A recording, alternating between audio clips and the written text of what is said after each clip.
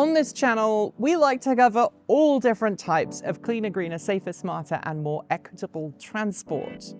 And while we spend a lot of our time talking about electric vehicles, it's unfortunate that the majority of EVs we get to review are large, expensive, luxury SUVs with the occasional pickup truck thrown in for good measure.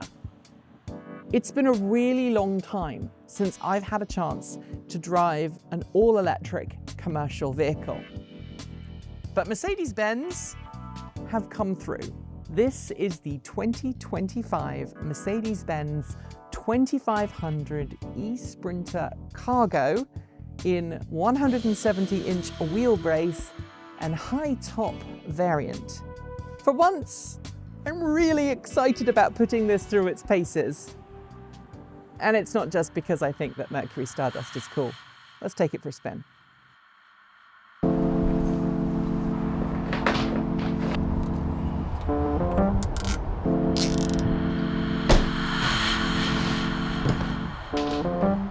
Girl, doesn't mess around.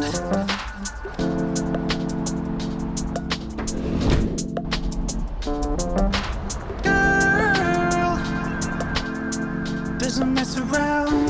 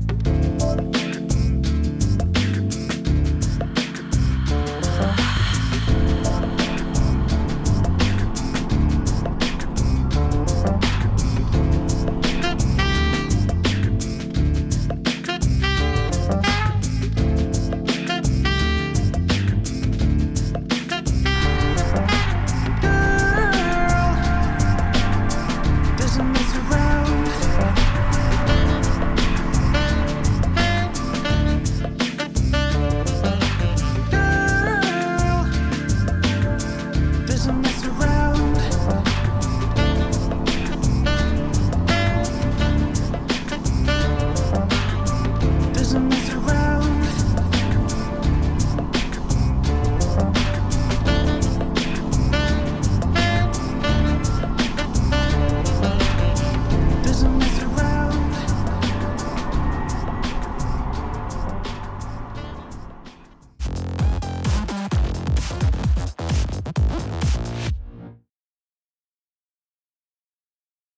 In order to understand how this vehicle fits into the marketplace, we really need to put it through its paces in one of two very conventional driving scenarios that I think this vehicle is going to experience on a regular basis. The first one is life as a delivery vehicle or as a trade person vehicle, and that is primarily going to involve lots of short trips in urban and suburban areas. Right now, we're on Highway 26 just west of Portland, and I'm planning to hit some stop and go or heavier traffic to examine how this behaves when you have to constantly press the brake pedal, when there are people behind you and to either side of you. And then I'm going to take this out on some rural routes where hopefully we get to experience this driving in a more unimpeded way to examine its use as a camper vehicle. Because let's be honest, the Sprinter is one of the more commonly converted vans into some kind of recreational vehicle. Look online and there are many upfitters whose sole job is to take your Sprinter and make it something you can live in, either for short trips or a permanent thing. I know of several people who actually live in converted Sprinters and either have a nomadic lifestyle where they go from one place to the other, or, you know, they live in one particular city but return to and live in a van overnight. Ordinarily, of course, Kate would be joining me and reviewing this vehicle, but she's actually away right now, and so I'm afraid you've got just me today, but our camera person and I have been having great fun driving this, and I already have some thoughts, even though I've only driven it for a day or so right now.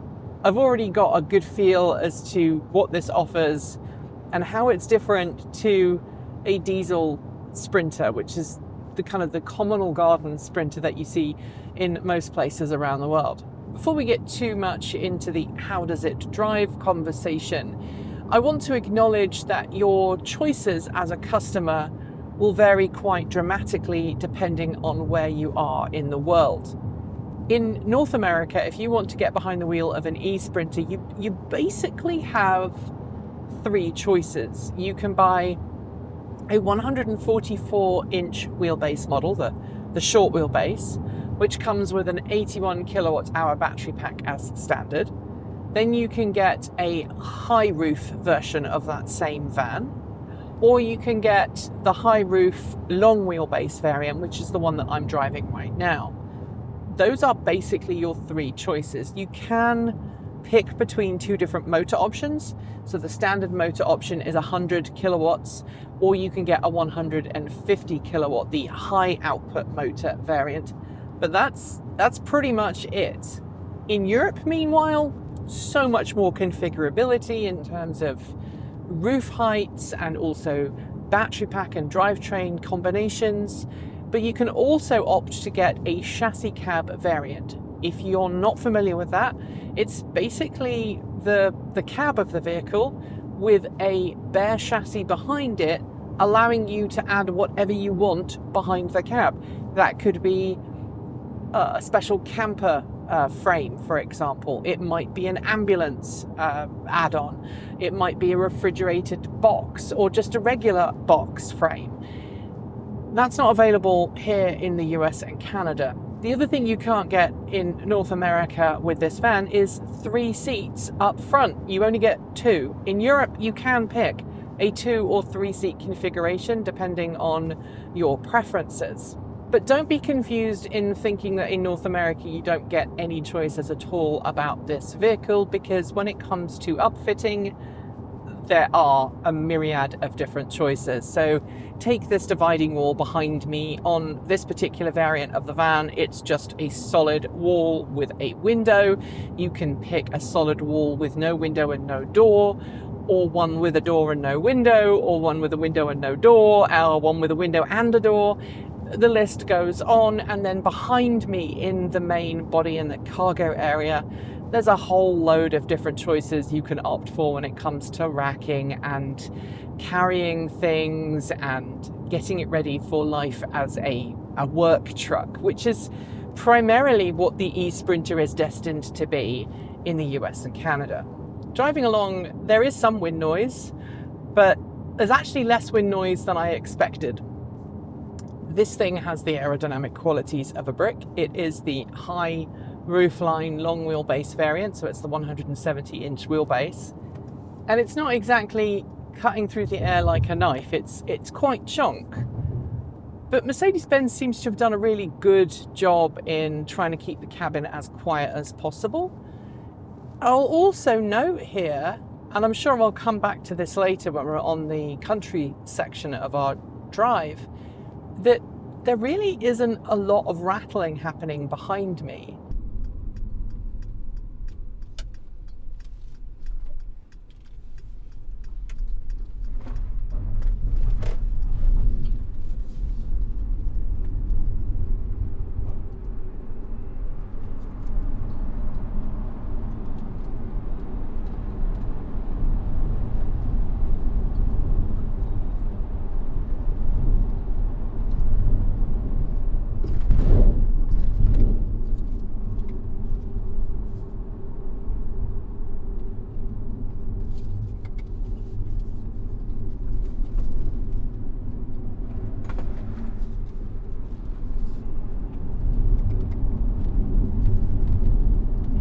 And I'm going to thank the benefits of having a 113 kilowatt hour battery pack between the chassis legs behind me, because I think that helps really keep the vehicle nice and settled and grounded.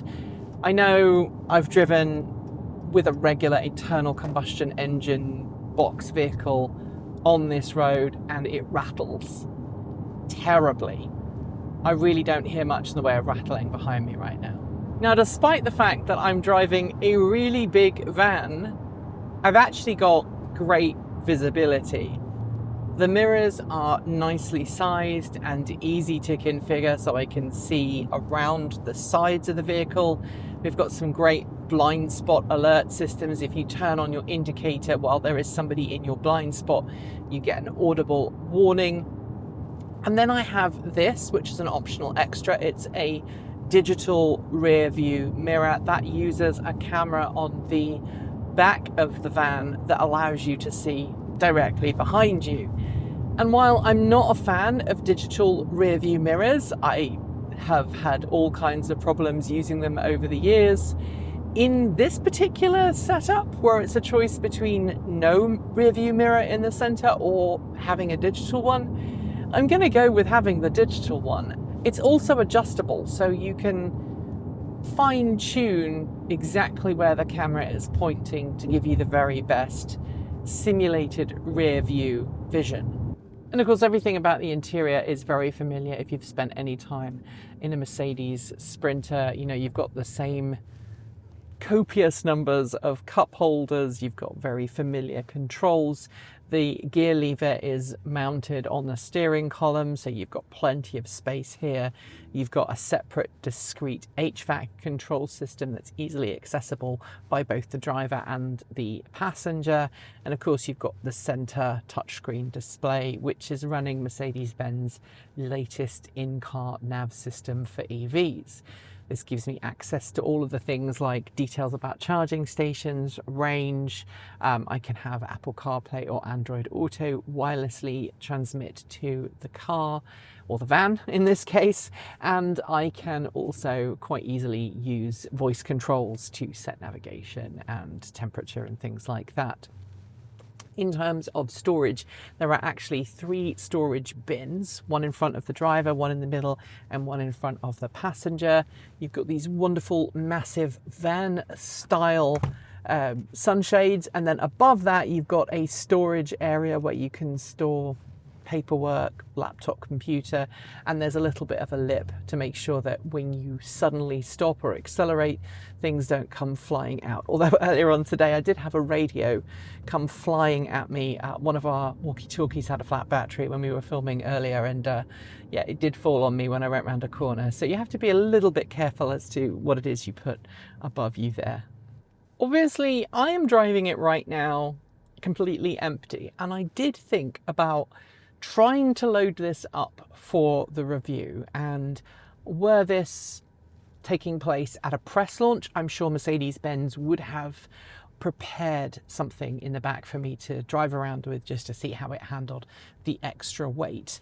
I had got an idea about going to a local Home Depot or something similar and buying something and getting them to use a forklift loader to put it in the back, but I have just finished watching Robert from Aging Wheels, and he recently had some experiences at Home Depot and Lowe's where they actually damaged the tailgate on the pickup trucks that he was loading. And I'm like, this is not my vehicle, and I don't want to have that conversation with Mercedes-Benz about damaging the rear of this van just because I wanted to test the load carrying capabilities. You can carry up to like 1.2 metric tons or thereabouts in terms of weight, which is what, 2,600 pounds. You can also configure this with a tow bar, and you can tow up to about 4,000 pounds and change, so about 2 metric tons behind.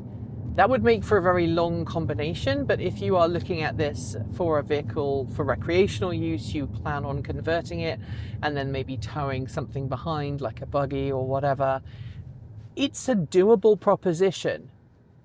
Now, a lot of people are going to look at this and go, but what about the range? And well, as Robert Dunn did in his just mentioned video, aerodynamics of a vehicle affect range more than its actual weight. And if you're not towing anything, this vehicle full versus this vehicle empty is going to have a smaller difference in range than this vehicle as it is right now versus a small, efficient, aerodynamic sedan. In terms of observed efficiency, I have noticed about 2 miles per kilowatt hour, which is truly impressive in round town driving. Now, granted, I haven't taken it on a really long distance trip, so I can't tell you, how efficiency is over a couple of 100 miles. But for round town driving, 2 miles per kilowatt hour is really very, very good. And we went over a bump back there. That's the first time I've heard the rear of the vehicle rattle in any way, shape or form.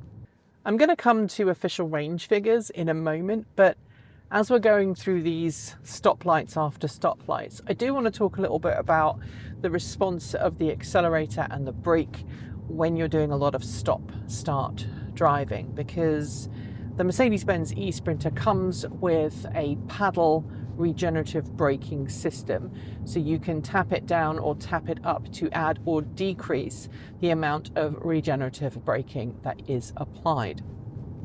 Interestingly, it is what some people might view as being backwards.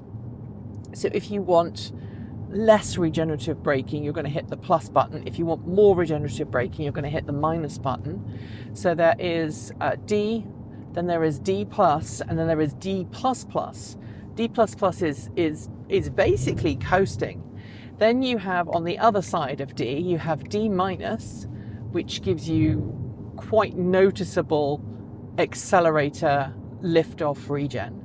And then you have what they call D-auto, and to get to that you have to hold the minus button a little bit longer than you would on the other selections. And in that mode, it's kind of an automatic regenerative braking where the van tries to use its awareness of where you are and any changes in elevation to give you an appropriate amount of regenerative braking. Now, as someone who primarily one pedal drives, my favorite mode is actually to have it in D-. However, it does still creep, so you do have to keep your foot on the brake. It doesn't have a conventional hold mode, but it does have hill start assist. And how that works is if you hit the brake pedal after you've brought the vehicle to a stop and you kind of give it a good stomp, it will keep the brakes on and hold the vehicle. But then if you hit the brake pedal again and lift your foot off the brake pedal, then it creeps forwards. So it's kind of a halfway house between the two. Figuring out how that works can be a little bit of a head scratch moment, but once you've got used to it, it's actually quite intuitive. Because this vehicle is very likely going to find a lot of use in city delivery fleets and urban delivery fleets, I wanted to bring it into some of the grid roads here in Beaverton to give you a really good idea of how it handles kind of the city grid. And I've got to say, this is a rear-wheel drive van, and that leaves those front wheels to have a really tight turning circle. You do have to watch it because this van is long and it will swing out when you go around a corner. And then because of the height of this vehicle, it's very easy to see where you are. You sit nice and far forwards. There's not really much of a blind spot in front of the vehicle, and you also have access to cameras. You can bring the vehicle to a stop and you've got a great visibility all around the front. And that rear view mirror really does make a big difference. Like most EVs on the market today, the eSprinter has a choice of drive modes. There's no sport mode, as you might expect. Instead, you get one of 3 different drive modes. You get one that is called Comfort. That is the mode that it defaults to. It ensures that you have a properly air-conditioned cabin. It gives you access to all of the power that the vehicle has. It wouldn't necessarily set any records in terms of speed. We'll come to that in a moment. But then you get the eco mode, which kind of ekes out the battery a little bit more, reduces some of the energy drain of the in-cabin heating and cooling system. And then you have range, which is kind of your hunkered down, I need to get as far as I possibly can per charge. So let's talk range. And of course, range does depend on the vehicle that you choose. At one end, let's call it the entry-level point, although it's really not the entry-level point, is the 81 kilowatt-hour battery variant paired with the low roofline and short wheelbase. That will get you about 150-ish miles of range on the WLTP test cycle. At the other end of the scale, you have this van, which is the high roofline, long wheelbase variant with an LFP battery pack of capacity 113 kilowatt hours. LFP, I should note, instead of NCM, which is what most people are still using, and you're going to see a WLTP range of about 260, 270 miles. However, you'll notice that I'm using WLTP test ranges, and that's because in North America, EPA rules mean that Mercedes-Benz doesn't have to get an EPA testing for this vehicle because it's a commercial vehicle and they don't have to have fuel economy ratings in the same way. So if we want to talk about real world achievable range with this particular variant, we're talking about 85% of the WLTP test figures. So what's that? 220, 230, 240 miles if you drive it really efficiently. Obviously, if you have the shorter wheelbase, smaller capacity battery pack, you're looking at just over 100 miles or 160 kilometers, and that will put some people off. What I can tell you is that right now we have 67% battery state of charge, and the van is reporting 159 miles of range. For most of the time I've been driving it reasonably gently around town with a few short freeway stints. And look, if you're buying this for delivery duties, that is more than enough range for most people to do in a single day. And this van does have DC fast charging, so if you get caught short, there's always the ability to stop and charge. That said, I should point out that the DC fast charging capabilities of this van, not exactly quick. If you opt for the entry-level variant, you're going to get 50 kilowatts of maximum DC fast charging. If you go for the longer range variant, then that is bumped up to about 113, 115 kilowatts of DC fast charging, giving you a 10 to 80% state of charge in about 40-ish minutes, which might feel like a long time, but if you are on a mandated break in the middle of the day, that might actually sort things out quite nicely. And that familiarity is also found when it comes to the gauge cluster. Yes, you can opt to have a digital speedometer in the center portion of the driver pod, but you've got a traditional speedometer on the left, you've got a power indicator on the right. It also shows when you're in boost mode. This van does have a kick down on the accelerator, so if you're in eco mode and you want to give it a little bit of extra beans, you just have to push the accelerator past that kick down spring and it gives you that kick down effect. But everything about this van says Mercedes-Benz Sprinter before it says EV.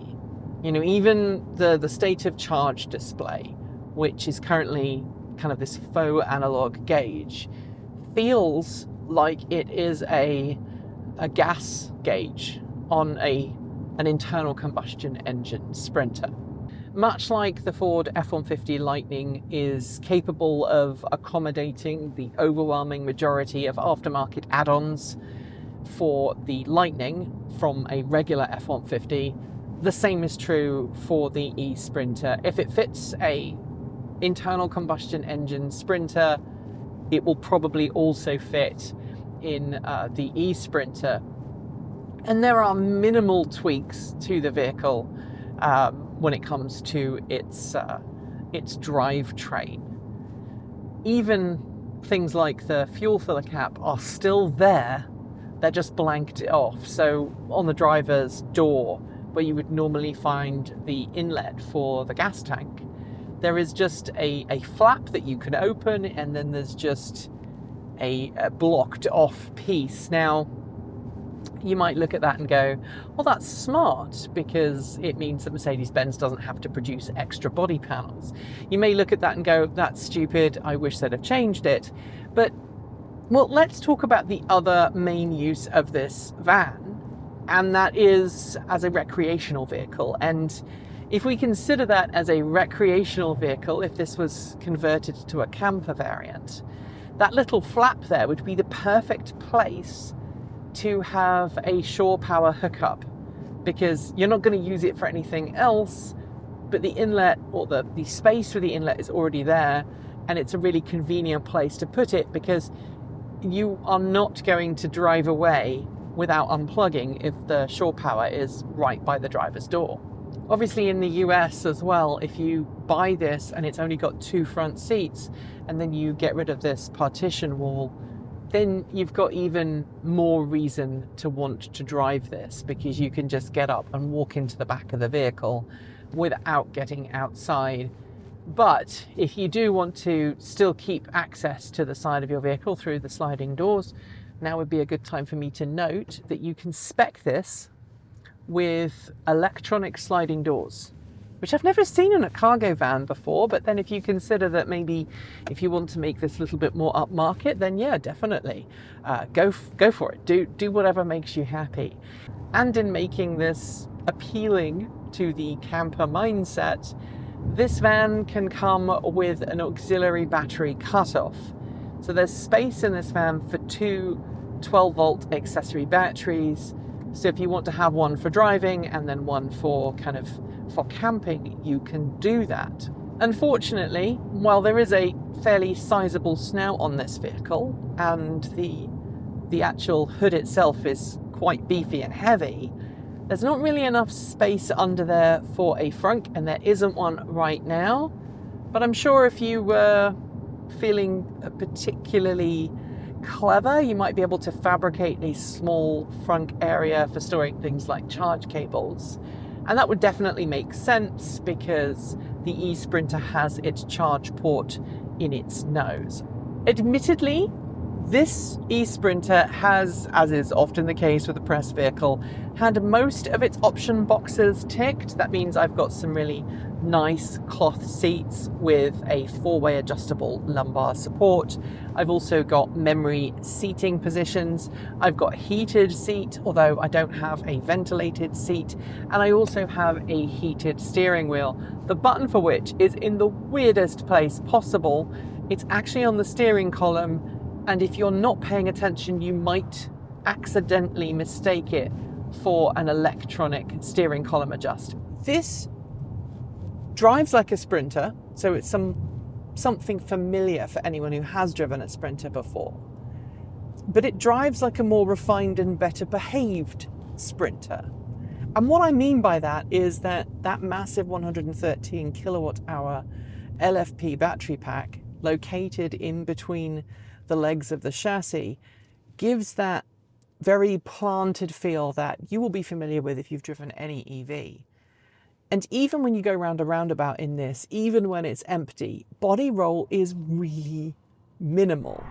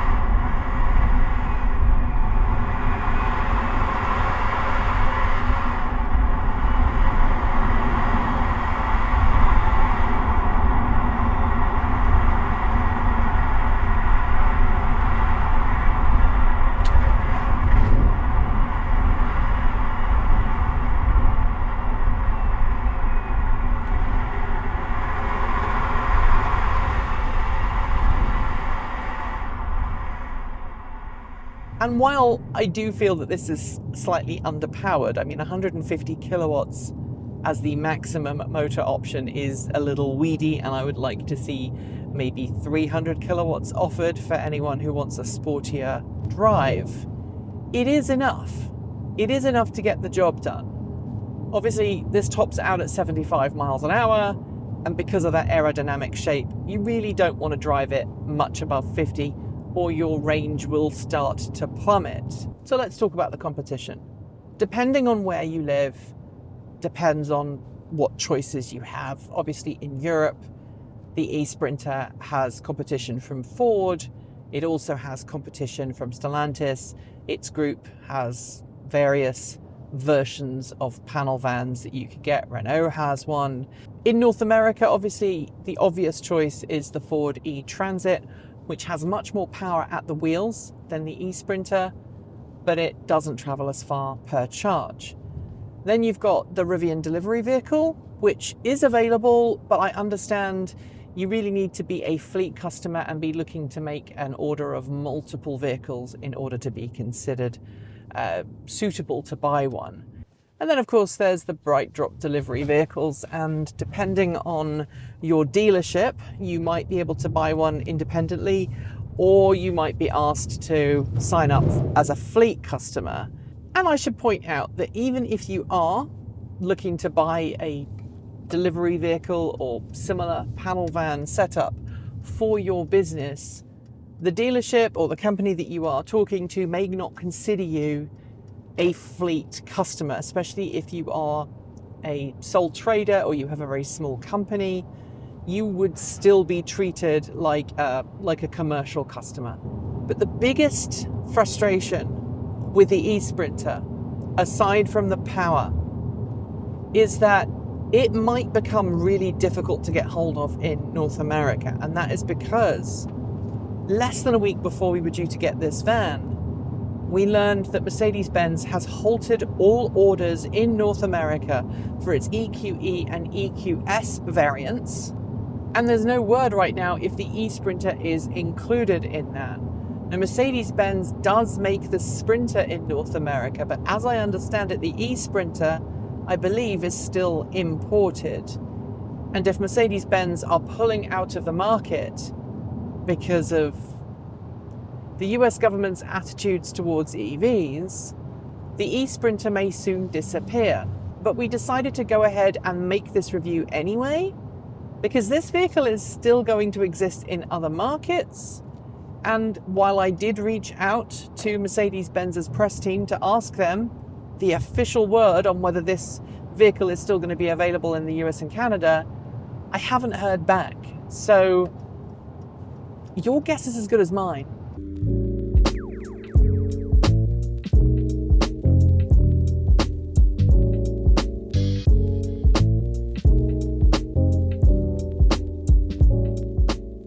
It has been really nice to review something that is not a high-end luxury car, high-end luxury SUV. That's become the baseline standard for most EVs in North America today.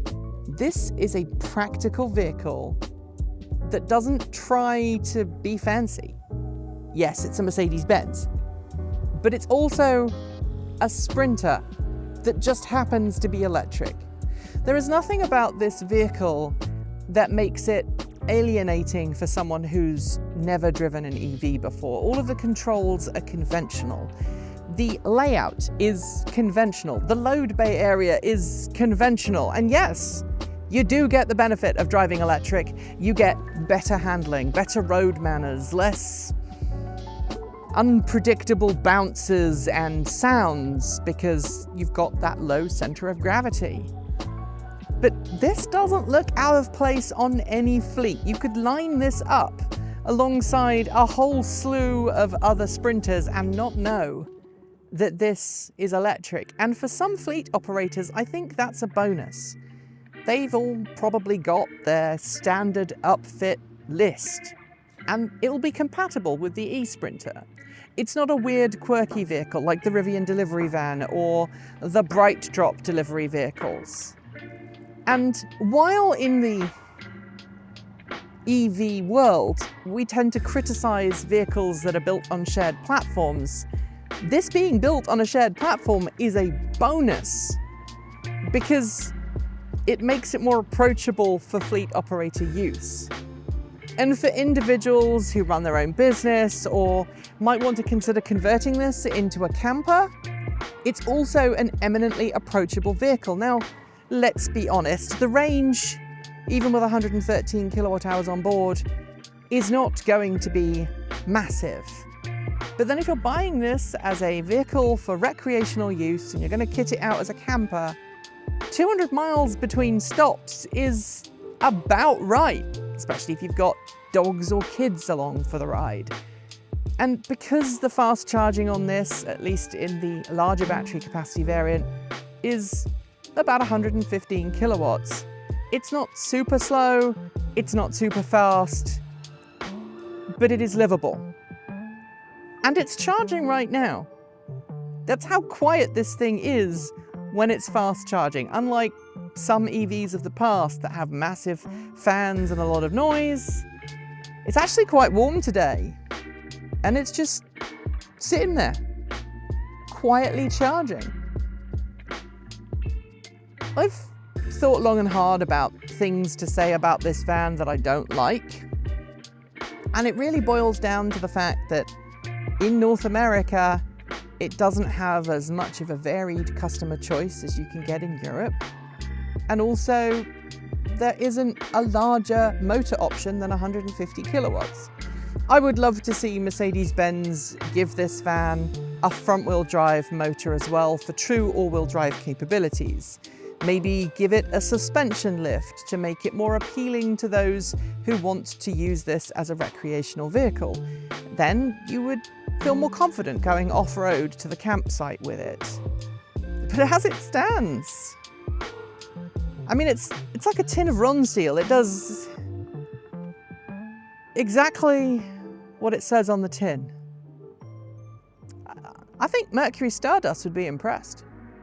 Thanks for watching today. You can connect with us on Patreon, Discord, Mastodon, Blue Sky, or through our website. Massive thanks to the amazing folks scrolling by right now. You are the reason we can stay independent and keep making content without corporate influence. Want to see your name listed here too? Support starts at just $1.50 a month, and you can now even gift memberships. And of course, a massive welcome to our newest members: Adam B., Andrew Brown, Tiara Graves, Philip Jackson, Dieter Mulhop, Noor Naif, Annie Onimus, Todd Plenis, Barus Sharati, Andrei Starsky, Ralph Stultz, Richard Teague, Triple A He They, Lisa Vargi, Vicky Morales, Magpie Motors, and Travis Whitman. Thank you for joining up to support the channel. At this particular time in history when everyone's feeling the pinch, we are so grateful that you've joined the team, and that allows us to keep making great content. If you'd like to join them, you'll find our Patreon link below, or you can sign up via YouTube. If you're signing up for Patreon though, please go to the Patreon website. Do not use the Apple or Google app, since both take a big cut that hurts your wallet and reduces the income we receive. Prefer a one-off contribution? We've got Ko-fi, Bitcoin, a PO box, our swag store, and even an Amazon affiliate link, all great ways to make sure your money helps us. We post new videos every few days on the main channel, plus extras over on TE Take 2. And since YouTube comments, while open, aren't safe for us, the best way to chat with the team is through Patreon, Mastodon, Blue Sky, or our website, or in fact, our Discord chat. If you want more, the mighty algorithm thinks you'll like this video, but we'd love you to check out this one instead. Be awesome, be kind, be intentional, and never forget to resist. Keep evolving.